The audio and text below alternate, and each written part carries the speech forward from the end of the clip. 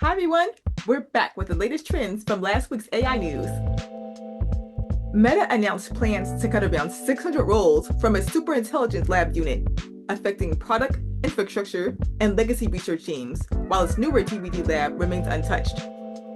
The move comes amid a recent hiring spree and an internal memo from Chief AI Officer Alexander Wang, urging a leaner, high-impact organization.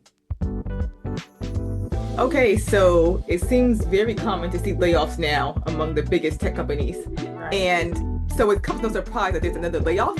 I think for me, the biggest surprise is that it actually came from the AI division. Right. I mean, this is where obviously all the updates and the latest technologies are being developed. So for AI to, I guess, be used to now replace those who developed it really shows not only how far AI is coming, but just how much these tech companies are willing to, cut back on employees to utilize the technologies that's being built.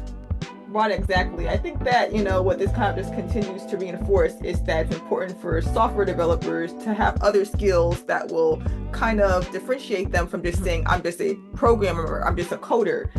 The AI tools that they were developing is now ironically probably being used to replace them. So I think having other skills, whether it's being able to kind of work on ideate the next wave of innovations for AI is kind of going to be the differentiating factor.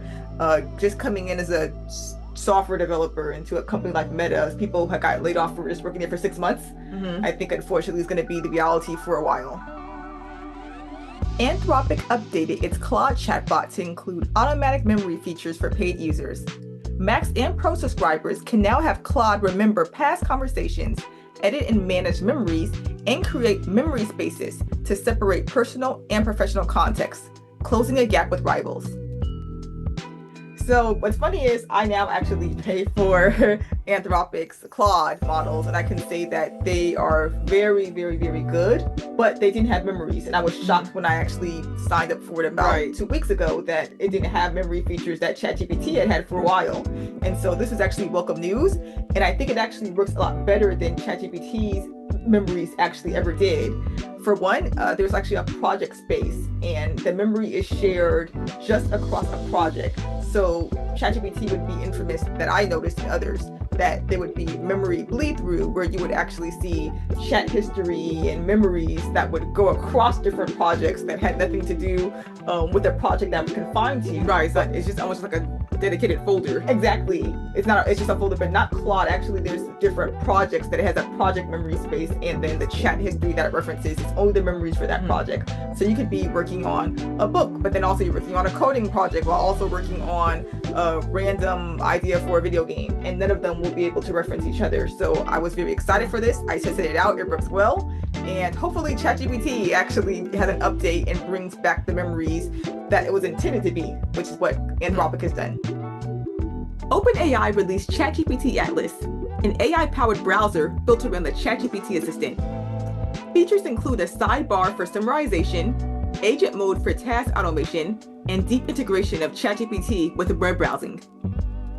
All right, so there's been a new trend again with these companies like Microsoft and Google embedding their generative, AI assistants into their browsers.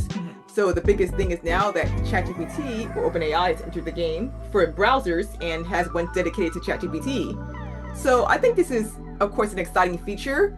However, I am, of course, hesitant to, be among the first to use it. I don't know anything about its privacy, security, etc., being so new. So I'm hesitant to actually start it.